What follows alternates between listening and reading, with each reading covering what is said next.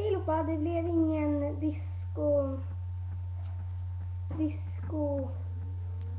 kläder, utan det blev istället, så jag ser jättekonstigt, men det blev istället för det så blev det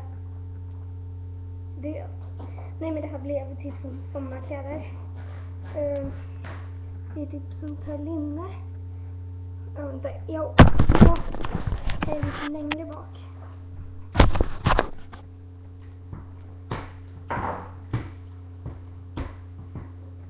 Sådär.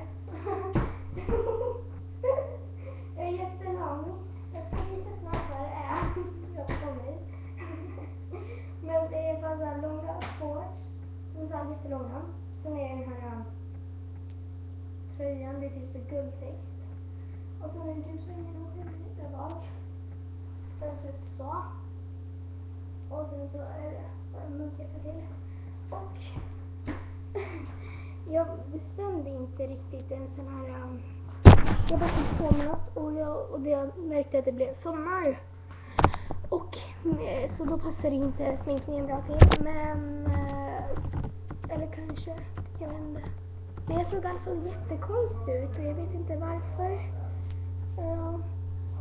Jag tror det var typ med sminkningen så här, för jag brukar inte vara så bar här. Men nu var jag det.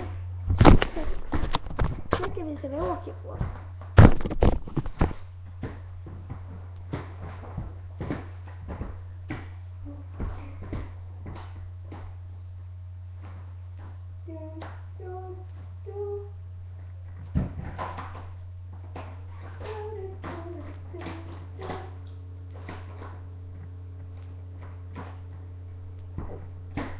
Okej, det är sån här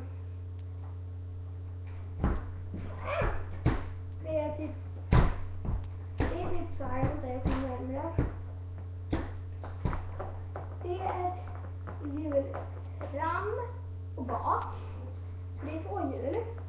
Sedan så, och det är så jättelätt att köra. Det är jätteenkelt. Och det är typ så här hjul som man brukar ha på barnvagnar, ni vet. Men det är så här tränings. Det är så här, ni ser det är så här vitt sorgnadsnittligt. Men det är så här träningsskidor som min pappa som jag lånade dem. Så att ja. Men ja, så det var denna video, så nu är den klar. Hej då!